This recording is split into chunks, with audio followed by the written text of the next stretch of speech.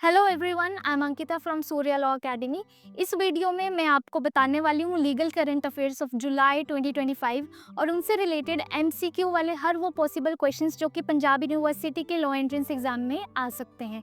तो चलिए स्टार्ट करते हैं फर्स्ट लीगल अपडेट से, जो कि है with regard to a landmark judgment by the supreme court.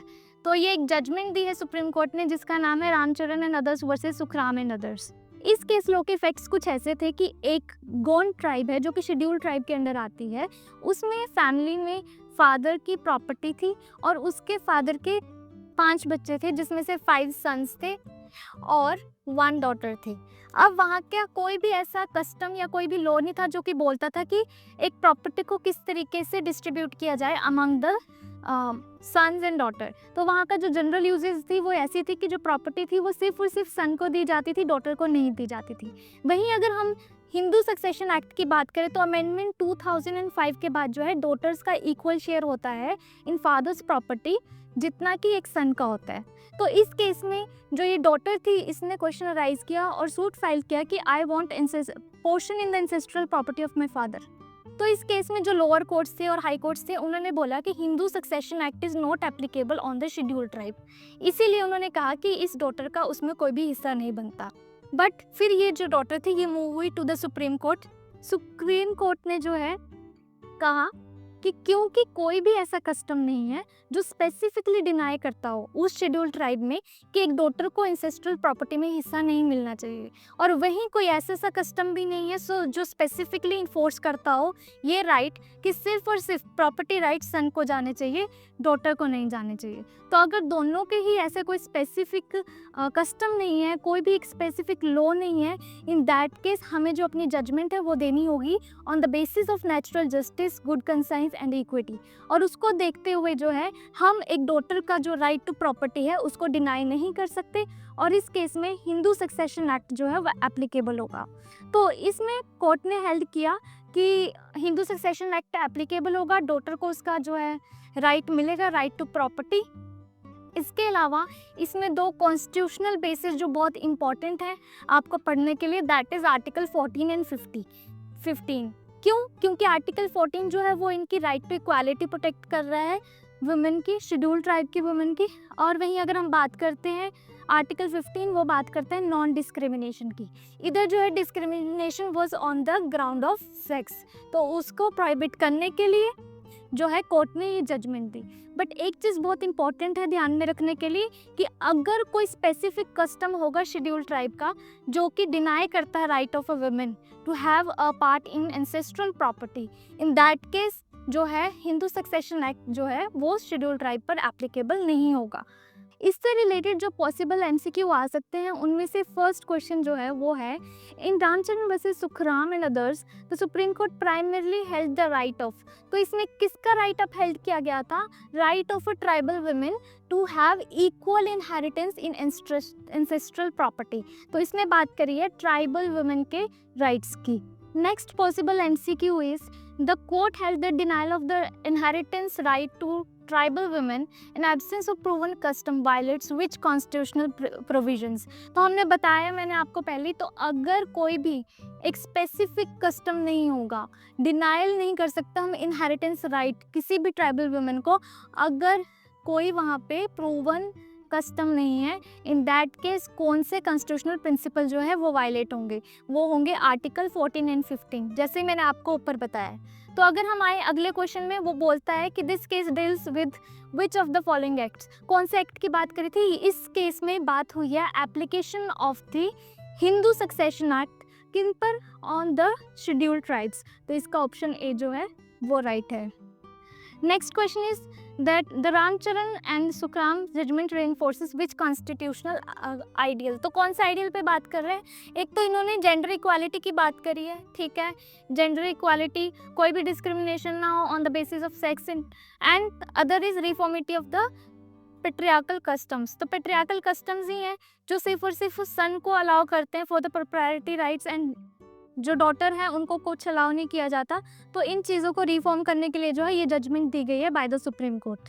अब आते हैं हम दूसरी अपडेट पे। Second update is also with regard to a judgement. Judgement का नाम है Sukhdev Saha versus the state of Andhra Pradesh and others. इस केस के फैक्ट्स जो थे वो ये थे कि एक 17 years old NEET aspirant girl होती है जिसने जो कि कोचिंग ले रही थी in Andhra Pradesh, and she suddenly committed suicide. अब उसके फादर ने जो है एक पिटीशन डाली कि मुझे जो है इस केस में सीबीआई की इन्वेस्टिगेशन चाहिए, क्योंकि उनको शक था कि वो मेंटल डिस्ट्रेस में गई due to the systematic negligence of the institute itself. तो इस केस में ये इम्पोर्टेंस क्यों है? ये केस इसलिए इम्पोर्टेंट है क्योंकि इसमें बात की गई है mental health of the students की, पर्टिकुलरली दोज एस्पिरेंट्स जो कि प्रिपेयर कर रहे हैं कॉम्पिटिटिव एग्जाम्स की। इसके अलावा इसमें बहुत इंपॉर्टेंट चीज़ की गई है सुप्रीम कोर्ट के द्वारा। उन्होंने क्या किया है, ऐड ऑन किया है एक आर्टिकल में स्कोप को। कौन से आर्टिकल में और कौन से स्कोप को? आर्टिकल 21 जो कि right to life and liberty की बात करता है और जिसका स्कोप बहुत वास्ट है। उन्होंने इसमें एक और फंडामेंटल राइट ऐड ऑन कर दिया है, that is with regard to the mental health. मतलब एक पर्सन जो है उसकी मेंटल हेल्थ ठीक हो, ये उसका एक फंडामेंटल राइट बनता है। इसके अलावा जो सुप्रीम कोर्ट है उन्होंने 15 गाइडलाइंस दी है to the central government, state government, coaching institutes and other schools and colleges and other educational institutes कि वो जो बच्चों के सुसाइड्स को कम करने के लिए कुछ प्रोविजंस बनाए, और इसके अलावा जो है उनकी मेंटल हेल्थ को जो है देखते हुए कुछ प्रोविजंस बनाए ताकि जो ये सुसाइडल टेंडेंसीज है इनको कम किया जा सके। इसके अलावा आपको सभी जजमेंट्स में जो बेंच है, बेंच क्या होता है, जितने भी हमारे सिटिंग जजेस ने ये जजमेंट दी हैं वो कंस्टिट्यूट करते हैं बेंच। तो कौन थे इस केस में? That was Justice Sanjay Kumar and Justice Augustine George Masih. तो हमें इनका नाम पता होना चाहिए जो कि डायरेक्टली क्वेश्चंस में पूछ लिया जाता है, ठीक है। इसके अलावा जो इम्पोर्टेंट है इसमें दैट इज़ की कॉन्स्टिट्यूशनल बेसिस। तो इसमें कॉन्स्टिट्यूशनैलिटी कहाँ पे आ जाती है? क्योंकि आर्टिकल 21 में उन्होंने एक और राइट ऐड ऑन किया जो कि मैंने आपको ऑलरेडी बताया। तो आपको आर्टिकल 21 का एग्जैक्ट हेडिंग भी पता होने चाहिए जो कि इंक्लूड करता है right to life live with dignity, and इसके बारे में उन्होंने जो ऐड ऑन किया that is mental and emotional integrity, ठीक है। इसके अलावा आर्टिकल 14 भी इम्पॉर्टेंट है जो कि बात करता है इक्वालिटी बिफोर लॉ की। तो इंस्टीट्यूशंस जो हैं उनको हमेशा इक्वालिटी मेंटेन करके रखनी चाहिए among the students without any partiality. उनके साथ जो है फेयर ट्रीटमेंट किया जाना चाहिए और उनके वेलफेयर को सेफ गार्ड किया जाना चाहिए। देखो, एक बहुत इंपॉर्टेंट और बहुत इंटरेस्टिंग चीज़ है कि आईपीसी जब था, इन्फोर्समेंट में जब आईपीसी था, इंडियन पेनल कोड, तो उसके टाइम पर जो है अटेम्प्ट टू सुसाइड को एक ऑफेंस माना जाता था, ठीक है। लेकिन आपने देखा होगा कि ऑफेंस होने के बावजूद भी बहुत सारे लोग जो हैं उसमें पनिशमेंट नहीं पाते थे। क्यों? क्योंकि उस टाइम पर हमारे पास जो है ये एक्ट था, mental health care act of 2017। ये बात करता है mental health care of people की, कि लोग जो कमीशन ऑफ सुसाइड करते हैं या कोई अटेम्प्ट करता है सुसाइड को, that is due to several mental scenarios को लेके हुए वो करते हैं। तो हमें हर एक पर्सन की मेंटल हेल्थ का ध्यान रखना चाहिए। तो ये एक तरीके का एक्ट था जो हेल्प करता था लोगों को उन पेनल्टीज से बचने के लिए जो कि उनको अटेम्प्टेड सुसाइड्स की वजह से मिलती थी। अब बात करते हैं बीएनएस की। तो बीएनएस में जो अटेम्प्टेड सुसाइड्स हैं उनको कोई भी ऑफेंस नहीं माना जाता। Now they are no more an offence. तो अगर हम बात करेंगे कि ये वाले एक्ट की, इस एक्ट को रीइंफोर्स किया गया था इस जजमेंट में बाय द सुप्रीम कोर्ट। अब बात करते हैं इनसे रिलेटेड पॉसिबल एमसीक्यूज जो कि आ सकते हैं। तो पहला क्वेश्चन है, which recent Supreme Court case recognized the mental health as an essential part of the right to life under article 21। तो मैंने केस आपको अभी बताया है, उसका नाम है Sukhdev Sah versus state of Andhra Pradesh. Answer C correct है। Question 2, the Sukhdev Sah case arose after. तो फैक्ट ऑफ द केस आपको पता होंगे। तो ये हुआ था after the suspicious death of NEET aspirant in coaching institute, ठीक है। तो इनके फादर ने जो है वो प्ली राइज की थी कि मेरे को जो है सीबीआई इन्वेस्टिगेशन चाहिए। क्वेश्चन नंबर 3 जो है, under which article did the supreme court recognise the right to mental health. तो मेंटल हेल्थ को किस में ऐड ऑन किया, ये बहुत इंपॉर्टेंट है, इसे पता कर लेना। It has been included under article 21 जो कि बात करता है right to life and personal liberty. देखो, एक और इम्पॉर्टेंट क्वेश्चन बनता है, which act provides a statutory framework for protecting the mental health rights in India. तो स्टैट्यूटरी फ्रेमवर्क की अगर बात करेंगे, कोई ऐसा स्टैट्यूट जिसमें कि फ्रेमवर्क हो for the protection of mental health rights, तो जहाँ पे रिटर्न हो कोई ऐसा स्टैट्यूट हो, that is mental health care act of 2017, ठीक है। ये जो था ये केस लॉ था, ये एक जजमेंट थी ये कोई स्टैट्यूट नहीं था, उन्होंने सिंपली जो है ऐड ऑन किया आर्टिकल 21 के स्कोप में right to mental health. But अगर हम बात करेंगे कोई स्टैट्यूट जो प्रोविजंस प्रोवाइड करता है इसके regarding, that is mental health care act of 2017। तो अगला क्वेश्चन बात करते हैं कि कितनी गाइडलाइंस जो थी वो इशू की गई है इस केस में with regard to mental health to the coaching institutes and educational institutes. तो ये दी थी 15 गाइडलाइंस। अगर हम नंबर याद रखें तो 15 गाइडलाइंस इशू की गई है। Question number 6, the Sukhdev Saha judgment primarily aims to protect the right of. तो किन के राइट्स को प्रोटेक्ट करने की बात की है? Rights of students and young learners. Update 3 is also with regard to a judgment. ये जजमेंट है जिसका नाम है सत्येंद्र कुमार अंतिल वर्सेस सीबीआई। इस केस के फैक्ट्स क्या हैं? जो पुलिस थी उन्होंने एक नोटिस भेजा, किसको? एक्यूज्ड को, ठीक है, and notice was given via WhatsApp.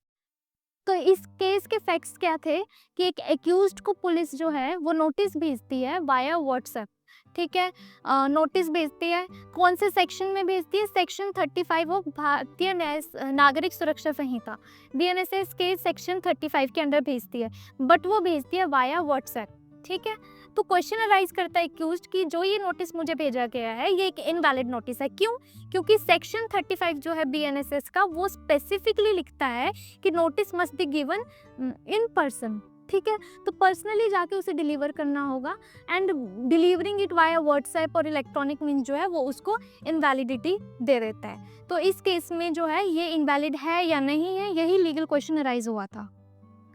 तो इस केस में लीगल क्वेश्चन ये अराइज हुआ था, क्या पुलिस जो है सर्व कर सकती है अंडर सेक्शन 35 ऑफ बीएनएसएस किसी भी नोटिस को वाया व्हाट्सएप और अदर इलेक्ट्रॉनिक मीन, या फिर उनको फिजिकली ही डिलीवर करना होगा तो ही वो वैलिड होगा। तो कोर्ट ने क्या हेल्ड किया? कोर्ट ने बोला कि फिजिकल सर्विस जो है that is mandatory. Physical service, तो कोर्ट ने क्या बोला? फिजिकल सर्विस जो है दैट इज मैंडेटरी और police must give the notice in person. देखो जो वर्ड्स है ना बीएनएसएस में वो है इन पर्सन, पर्सनली जाके आपको डिलीवर करना होगा, नॉट बाय एनी व्हाट्सएप और other source of the electronic mean, ठीक है। तो कहीं पर भी एक्सप्रेसली ऐसा कोई मैनर प्रोवाइडेड नहीं है, एक्सप्रेसली सिर्फ ये कहा है इन पर्सन जाके आपको जो है नोटिस देना होगा। और अगर हम बात करेंगे इलेक्ट्रॉनिक मोड्स की, जैसे कि व्हाट्सएप है, तो वो जो है they can not be used. क्यों? क्योंकि लॉ जो है उनको कहीं पर भी मेंशन नहीं करता है, ठीक है। कोर्ट ने ये बोला कि सिर्फ इसलिए कि टेक्नोलॉजी हमारे पास है इसका मतलब ये नहीं है कि आप उसको मेथड्स को रिप्लेस कर सकते हो जो कि लॉ रिक्वायर करता है, ठीक है। अब ये जजमेंट इंपॉर्टेंट क्यों है? क्योंकि एक पर्सन की जो लिबर्टी है उसको प्रोटेक्शन प्रोवाइड करती है। एक पुलिस ऑफिसर सिंपली ये कहकर अपनी लायबिलिटी से नहीं हट सकता कि मैंने जो है वाया व्हाट्सएप इसको एक नोटिस भेजा था और इन्होंने जो है नोटिस के अकॉर्डिंग जो है अपनी प्रेजेंस नहीं दी, ठीक है। तो पर्सन की एक इंडिविजुअल की लायबिलिटी, एक पर्सन की इंडिविजुअल की लिबर्टी को ये प्रोटेक्शन प्रोवाइड करता है। अब इससे रिलेटेड कौन से एमसीक्यू आ सकते हैं? तो देखिए फर्स्ट एमसीक्यू जो है that is under section 35 of Bharatiya Nagarik Suraksha Sanhita how must the police serve notice. तो ये मैंने आपको बताया कैसे पुलिस को सर्व करना है नोटिस, पर्सनली फिजिकली, ठीक है। क्यों? क्योंकि लॉ बोलता है कि ऐसे ही करना है। लॉ में कहीं पर भी ऐसा अलाउ नहीं किया गया है कि वो जाके इलेक्ट्रॉनिक मीन्स के थ्रू या किसी और मीन्स के थ्रू जो है उसको नोटिस भेज सके, ठीक है। Question is directly related to the judgment same. तो हमें पता ही है कि WhatsApp service of BNSS section 35 notice जो है उसको इनवैलिड कौन से केस में कहा गया? वो कहा गया under Satyendra Kumar Antil versus CBI. वहीं अगर हम इससे अगले क्वेश्चन की बात करें, वो कहता है why did the court reject electronic service of notice under BNSS? क्यों किया? क्योंकि ऐसा कोई भी प्रोविजन प्रोवाइडेड नहीं है अंडर लॉ। बीएनएसएस जो है वो कहीं पर भी एक्सप्लिसिटली अथोराइज नहीं करता इलेक्ट्रॉनिक मीन्स के यूज को for the service of notice.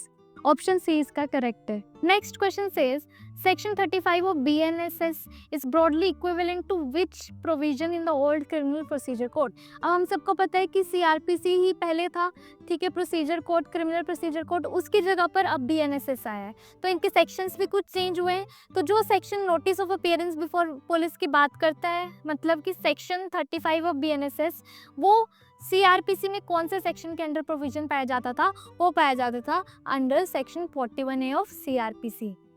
अगला क्वेश्चन है, वो कहता है according to this case law section 35 notice send via WhatsApp options में हमें है इज वैलिड, तो हमने इसमें क्या देखा था, that such notices are invalid and does not comply with the law. इसका ऑप्शन सी करेक्ट है again. Next update is with regard to the unified works management empowerment efficiency and development rules, जिनको हम unified works management rules of 2025 भी बोल सकते हैं। ये जो रूल्स हैं ये क्या बात करते हैं, these are with regard to the works property. अब इसके बारे में समझने से पहले हमें पता होना चाहिए वर्क्स प्रॉपर्टी क्या होती है। तो कहीं ना कहीं नाम से आपको पता चल रहा होगा कि ये एक इस्लामिक लॉ का प्रोविजन है, ठीक है। तो क्या होता है इस केस में, जब भी कोई एक पर्सन अपनी प्रॉपर्टी देता है for the purpose of charitable और अदर रिलीजियस पर्पसेस, तो जब अपनी प्रॉपर्टी दे देता है किसी भी चैरिटेबल पर्पस हो गया या फिर किसी भी रिलीजियस पर्पस के लिए दे देता है, तो उसको हम बोलते हैं वर्क्स प्रॉपर्टी। इसमें क्या होता है, इस तरीके की अगर कोई डिक्लेरेशन कर देता है तो वो इररिवोकेबल होते हैं, तो बाद में पर्सन जो है खुद से नहीं बोल सकता मुझे मेरी प्रॉपर्टी वापस चाहिए। सेकंड चीज़ जो इंपॉर्टेंट है इसमें, that is with regard to the ownership.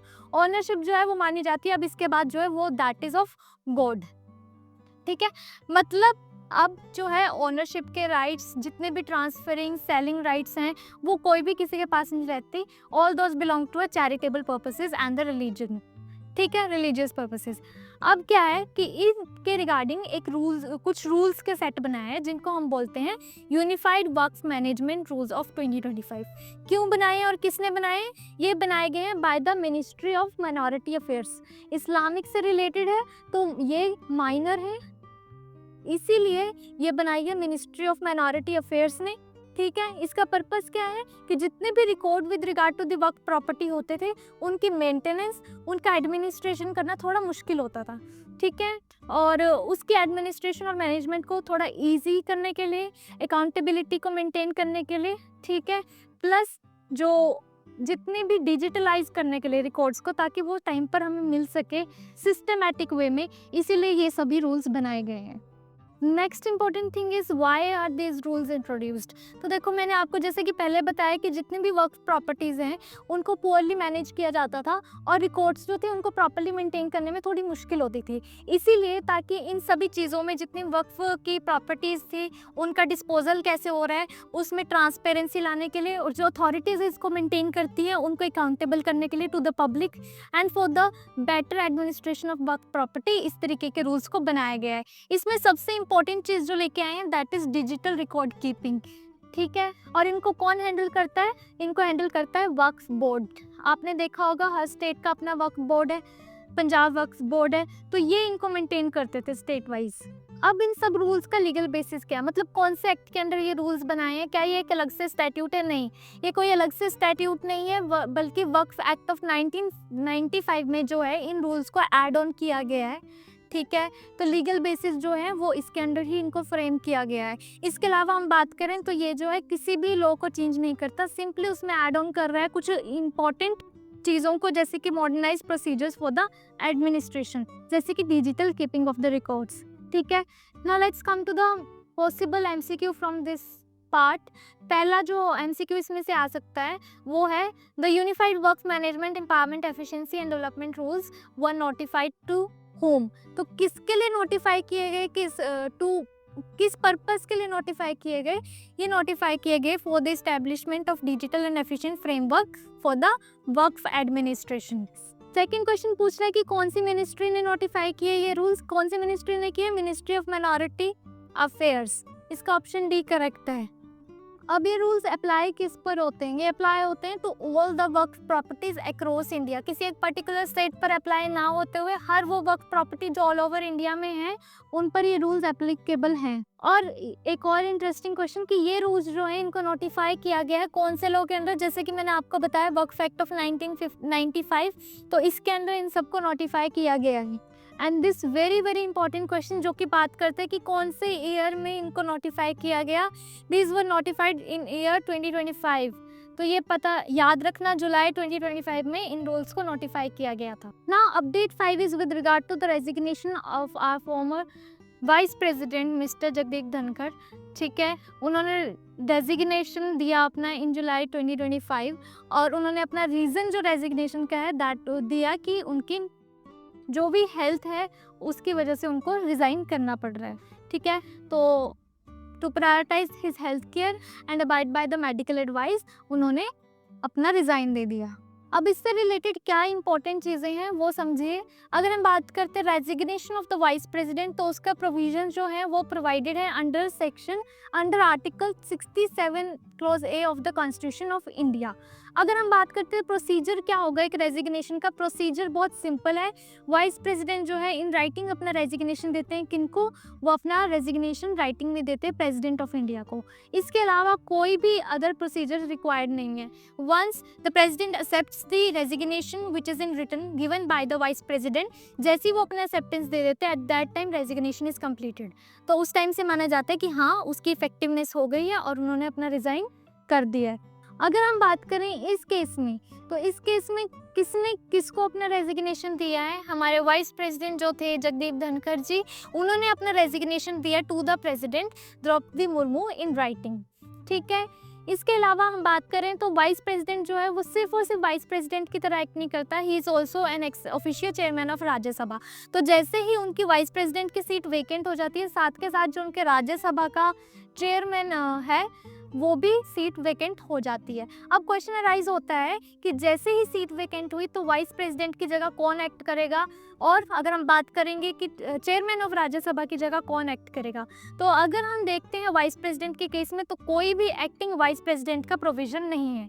तो जब तक कि नया वाइस प्रेसिडेंट इलेक्ट नहीं होते हैं, अपॉइंट नहीं होते हैं, तब तक जो है कोई भी एक्ट नहीं करेगा as a vice president of India. और हमारा कॉन्स्टिट्यूशन जो है वो सिंपली कहता है दैट इलेक्शंस और that the election must be done as soon as possible to fill the vacancy of vice president, ठीक है। तो कोई एक पर्टिकुलर टर्म उन्होंने नहीं बताई है कितने टाइम के अंदर आपको जो है न्यू इलेक्शंस कंडक्ट करने हैं, बस उन्होंने बोला है एज सून एज पॉसिबल। वहीं अगर हम बात करते हैं चेयरमैन ऑफ राज्यसभा की सीट की, तो वो हेल्ड करी जाती है बाय द डिप्टी चेयरमैन। जब वाइस प्रेसिडेंट जो हैं अपना रिज़ाइन देते हैं तो उनकी जगह डिप्टी चेयरमैन इसको देखते हैं। अगर हम बात करें न्यू टर्म की, मतलब कोई नया पर्सन जो है अब वाइस प्रेसिडेंट की तरह इलेक्ट हुआ है, तो क्या ऐसा माना जाएगा कि अगर एक वाइस प्रेसिडेंट जिन्होंने रेजिग्नेशन दे दिया, उनका टेन्योर था 5 इयर्स का और उन्होंने 3 इयर्स में ही अपना रेजिग्नेशन दे दिया, तो क्या न्यू इलेक्टेड वाइस प्रेसिडेंट जो है वो 2 इयर्स के लिए एक्ट करेंगे एज अ वाइस प्रेसिडेंट, या फिर वो प्रॉपर 5 इयर्स के लिए अपना टेन्योर कंप्लीट करेंगे? तो इसका आंसर है 5 इयर्स। तो जो भी नया वाइस प्रेसिडेंट होगा उनका टेन्योर स्टार्ट करता है फ्रॉम द बिगिनिंग, मतलब उनका टेन्योर जो है फिर से 5 इयर्स का होगा। इससे रिलेटेड जो पॉसिबल एमसीक्यूज आ सकते हैं, first is how can the vice president of India resign. मैंने आपको जैसे कि बताया ही can resign by submitting a written resignation. किसको सबमिट करते? To the president of India. Second है, क्या इसके अलावा कोई फॉर्मल प्रोसीजर है जो कि रिक्वायर्ड है for the resignation of vice president? No, सिर्फ और सिर्फ यही एक फॉर्मल प्रोसीजर रिक्वायर्ड है, सिर्फ और सिर्फ submission of written resignation to the president is sufficient. उसके अलावा कोई भी आपको प्रोसीजर नहीं चाहिए। नेक्स्ट क्वेश्चन है, when does the resignation of vice president take effect? कैसे लेता है? जैसे ही आप रेजिग्नेशन को एक्सेप्टेंस मिलती है बाय द प्रेसिडेंट, वैसे ही इन इफेक्ट आ जाता है resignation of the vice president. अगला क्वेश्चन है with regard to constitutional article जो कि गवर्न करते हैं वाइस प्रेसिडेंट की रेजिग्नेशन से, तो ये कौन से आर्टिकल है? ये है आर्टिकल 67। ये सिर्फ और सिर्फ इनकी रेजिग्नेशन की ही बात नहीं करता, इसके अलावा ये डील करता है उनके टेन्योर की, resignation, removal and acting president role की भी ये बात करता है। अब आते हैं अपडेट 6 पे, जो कि बात करता है इंटरनेशनल सिनेरियो की। इसने बोला है कि इंटरनेशनल कोर्ट ऑफ जस्टिस ने हमारे एक राइट टू क्लीन एनवायरनमेंट को एक ह्यूमन राइट माना है, और ये एक एडवाइजरी जारी किया। हम ये नहीं बोल सकते लीगली बाइंडिंग है, या अगर आप इसके साथ नहीं फॉलो करते इस चीज़ को तो इसके लिए आपको पनिशमेंट मिलेगी, ऐसा कुछ नहीं है। It is simply an advisory जो कि डिक्लेयर की गई है by the international Court of justice. इसमें क्या क्या चीज़ें इंपॉर्टेंट है जो आपको पता होनी चाहिए? तो किसने ये बोला कि environment, clean environment is a human right? किन्होंने कहा? It is said by International Court of Justice. और ये क्या है, ये एक एडवाइजरी ओपिनियन है, सिर्फ और सिर्फ एडवाइजरी ओपिनियन है। किस दिन दिया गया? On July 23 of 2025। और इसका कोर्ट डिसीजन क्या था, क्या इन्होंने बोला है? सिर्फ एक चीज़ बोली है, that is a clean, healthy and sustainable environment जो है वो हमारा एक फंडामेंटल ह्यूमन राइट है। अगर मैं आपसे बात करूं कि हमारे इंडियन कॉन्स्टिट्यूशन में जो है क्लीन एंड हेल्दी एनवायरनमेंट को फंडामेंटल ह्यूमन राइट माना गया है, तो कौन से आर्टिकल में माना गया है? Under article 21 of Indian constitution. तो यहाँ पे जो है it is a part of fundamental right. अगर हम बात करते हैं लीगल इम्प्लीकेशंस की, तो देखो ये लीगली जो है ऑब्लिगेटरी नहीं है, ठीक है, मतलब ऑब्लिगेशन ज़रूर है, लेकिन इसके लिए कोई पनिशमेंट नहीं मिलेगी। It is a kind of advisory opinion only, ठीक है। अब शुरू करते हैं हम इससे रिलेटेड पॉसिबल एमसीक्यूज को। पहला है, which international court recognise the right to clean and healthy environment as a human right in 2025? कौन से कोर्ट ने किया? That is International Court of Justice, ठीक है। अगर हम अगले क्वेश्चन की बात करें, वो कहता है, does the international Court of justice advisory opinion carry any binding legal force? तो बाइंडिंग लीगल फोर्स नहीं है, ये सिर्फ और सिर्फ इन्फ्लुएंशियल है, highly influential in international law. ये एक एडवाइजरी ओपिनियन है सिर्फ और सिर्फ, ये एक नॉर्म सेट करता है, ठीक है। लेकिन अगर हम बात करें कि ये जो है इसकी कोई बाइंडिंग लीगल फोर्स ये कैरी करता है, तो ऐसा कुछ भी नहीं है। Next question is very easy. The International Court of Justice Advisory Opinion links environmental protection with which human right? तो कौन से human right से related है? It is with regard to the right to life, health and adequate standard of living. इसका option B जो है वह correct है। अब आते हैं update 7, which is with regard to the evidentiary value of the conversation among the husband and wife. इस case में क्या होता है, स्पाउस जो है they move to the court for the decree of divorce, लेकिन इसी बीच में as a part of evidence जो हस्बैंड है अपनी वाइफ की कॉल रिकॉर्डिंग्स जो कि उसने सीक्रेटली रिकॉर्ड की होती है without the consent of his wife, वो एविडेंस में दे देता है। लेकिन लोअर कोर्ट मानता है कि ये एडमिसिबल नहीं होगा, क्योंकि हमारा जो एक प्रोविज़न है under the Indian evidence act, वो कहता है कि इस तरीके की जो कन्वर्सेशन होती है बिटवीन द स्पाउसेस, वो एविडेंशियरी वैल्यू नहीं रखती और उनको एज एन एविडेंस जो है हम कहीं पर भी कोर्ट में नहीं दे सकते। अब क्या है, मूव कर जाते हैं ये सुप्रीम कोर्ट में। सुप्रीम कोर्ट ने क्या बोला कि इस तरीके की जो भी रिकॉर्डिंग्स होती हैं, रिकॉर्डेड कन्वर्सेशन है इन बिटवीन द स्पाउसेस, उनको एडमिट किया जा सकता है। कब एडमिट किया जा सकता है? जबकि कोई मैट्रिमोनियल डिस्प्यूट्स हो, ठीक है।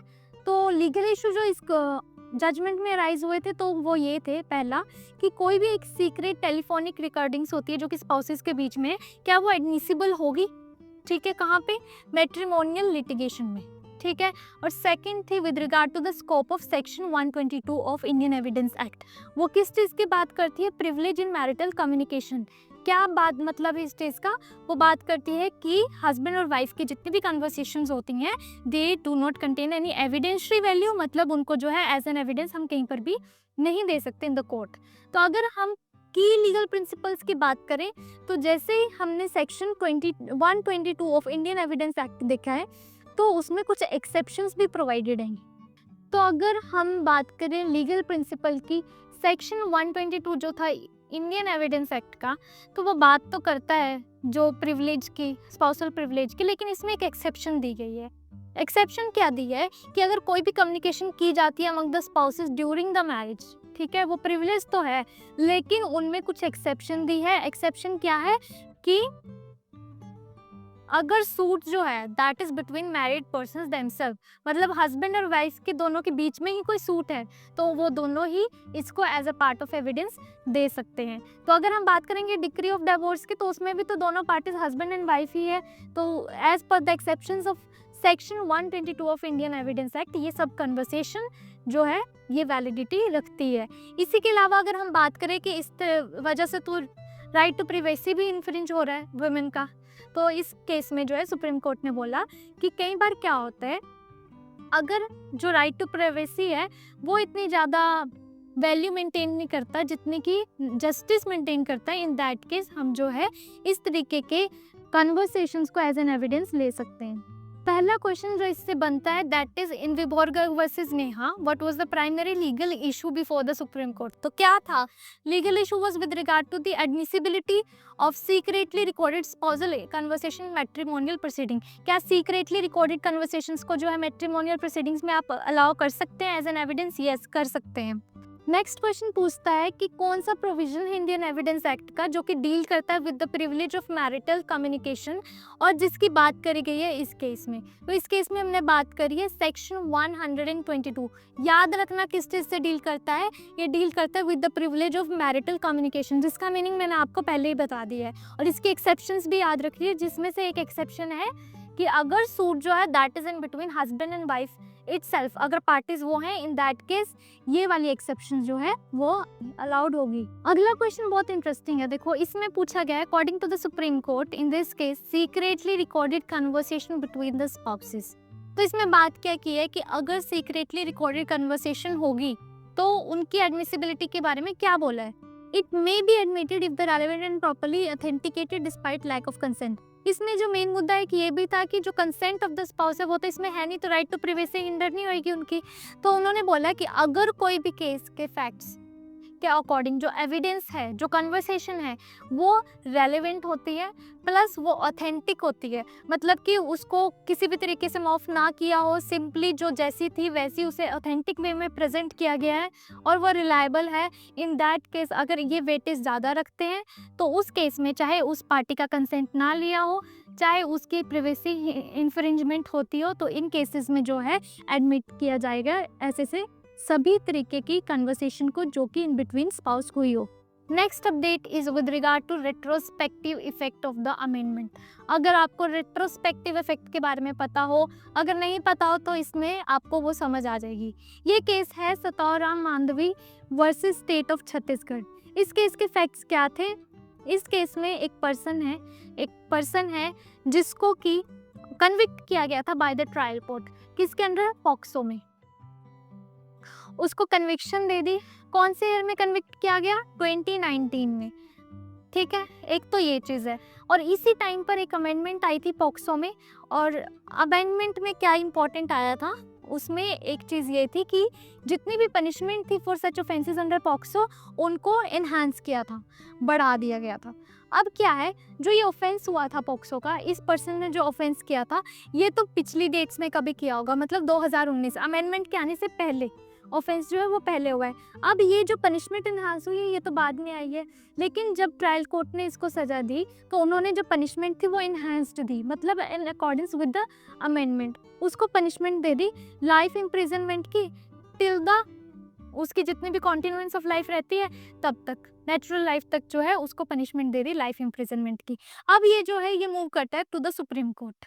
सुप्रीम कोर्ट में जाकर अपेलेंट क्या कहता है कि जो भी मेरी पनिशमेंट थी वो रेट्रोस्पेक्टिवली मुझे दी गई। मतलब जब भी कोई लॉ बनता है नया या कोई भी अमेंडमेंट बनती है, जैसे कि यहाँ पे एक लॉ बना, ठीक है, अगर ये लॉ बनता है तो ये एप्लीकेबल होगा फॉर द फ्यूचर इवेंट्स, ठीक है। लेकिन मेरे केस में जो है मैंने ऑफेंस किया था इन पास्ट, उस टाइम पर ये लॉ एप्लीकेबल नहीं था, ठीक है। अब बाद में आया तो मुझे पनिशमेंट जो है वो पिछले लॉ के अकॉर्डिंग मिलनी चाहिए, ठीक है, जिसमें कि इस तरीके का कोई प्रोविजन नहीं था, तो मुझे ये जो पनिशमेंट है इसको रेट्रोस्पेक्टिवली दिया गया है और मुझे ये पनिशमेंट नहीं मिलनी चाहिए। Now what was held by the court? Supreme Court ने बोला कि protection against the retrospective criminal legislation और द हार्शर पनिशमेंट्स, ये कौन से उसमें हमें दिया गया आर्टिकल में? आर्टिकल 21 क्लॉज 1, ठीक है। अगर हम देखें तो ये एक फंडामेंटल राइट दिया गया है। क्या बोलता है कि अगर कोई भी पर्सन कोई ऑफेंस कमिट करता है तो उसे उस ऑफेंस के लिए सिर्फ और सिर्फ उतनी पनिशमेंट दी जानी चाहिए जितनी कि लॉ में प्रोवाइडेड है, उससे ज़्यादा नहीं, ठीक है। तो कोर्ट ने रीअफर्म किया इस आर्टिकल को और बोला कि पर्सन जो था कन्विक्टेड पर्सन, उसकी कन्विक्शन को अपहेल्ड किया जाएगा कि ठीक है वो कन्विक्टेड ज़रूर है, लेकिन उसकी जो पनिशमेंट है जो कि पनिशमेंट एज पर अमेंडमेंट दी गई थी, बढ़ाकर दी गई थी, उसको अकॉर्डिंग टू दी और लॉज ही देना चाहिए। मतलब जिस टाइम पर ऑफेंस कमिट हुआ है उस टाइम पे जो उस कन्विक्शन के अकॉर्डिंग पनिशमेंट होनी चाहिए वही इस पर्सन को मिलेगी, इससे रिलेटेड फर्स्ट पॉसिबल एमसीक्यू बनता है, in this case what constitutional article was central to the supreme court's decision on sentencing. तो कौन से आर्टिकल जो है वो इससे डील करता था, दैट वाज आर्टिकल 20 क्लॉज 1। ठीक है, तो सुप्रीम कोर्ट जो था वो किस पर रिलाय हुआ इस जजमेंट के लिए, फॉर द आर्टिकल 20 क्लॉज 1। अगला क्वेश्चन है, why did supreme court reduce the sentence of the life imprisonment till the reminder of natural life. तो क्यों रिड्यूस किया, उसके पीछे की रीजनिंग क्या थी। The reasoning was that the enhanced punishment provisions were applied retrospectively, जिसकी वजह से क्या वायलेट हो रहा था, article 20 clause 1 of the constitution violate हो रहा था। ठीक है, next question is which of the following best expresses the legal principle of article 20 clause 1। तो आर्टिकल 20 क्लॉज 1 जो है स्पेसिफिकली किससे डील करता है, it deals with the provision that no person shall be subjected to penalty greater than what was applicable at the time of the offence. मतलब जिस time पे जो ऑफेंस किया है उस टाइम पर जो पनिशमेंट होती है सिर्फ उतनी ही पनिशमेंट एप्लीकेबल होगी, इसके अलावा आप इनहांस्ड पनिशमेंट बिल्कुल भी नहीं दे सकते एक ऑफेंडर को। अगर हम क्वेश्चन नंबर 4 की बात करें, that states the court distinguished between the conviction and sentencing by holding that. देखो कन्विक्शन और सेंटेंस में जो है सेंटेंसिंग में जो है सुप्रीम कोर्ट ने कैसे डिस्टिंग्विश किया, उन्होंने बोला कि दोनों ही सेपरेट पार्ट है। मतलब उन्होंने देखो कन्विक्शन तो अपहेल्ड करी थी conviction upheld, but at the same time जो पनिशमेंट थी उसको चेंज किया था। तो पनिशमेंट और कन्विक्शन जो है दो सेपरेबल पार्ट है। ऐसा बिल्कुल नहीं है कि अगर पनिशमेंट गलत दी है तो उसकी कन्विक्शन जो है वो भी गलत थी। Conviction was upheld but change करी थी पनिशमेंट। तो इसका ऑप्शन जो बी है that is correct option. Next question is the 2019 amendment to the POCSO act introduced which change relevant to this case. तो कौन सा चेंज हुआ था जो कि रेलिवेंट है इस केस में, the change was with regard to enhancement of the punishment. इसका ऑप्शन बी जो है वो करेक्ट है, enhanced punishment to imprisonment for the reminder of natural life for the aggravated penetrative sexual assault. इसी के साथ मेरी लीगल अपडेट जो कि जुलाई 2025 से रिलेटेड थी वो यहीं पर ख़त्म होती है। मैं अगली वीडियो में आपके साथ शेयर करूंगी दूसरे मंथ की लीगल अपडेट्स, और इसके अलावा अगर आपको ये डॉक्यूमेंट चाहिए होगा तो इसका जो लिंक है वो हम शेयर करेंगे इन द डिस्क्रिप्शन बॉक्स, आप वहाँ से देख लेना। अब मैं आपसे मिलती हूँ अगली वीडियो में, टिल देन गुड बाय।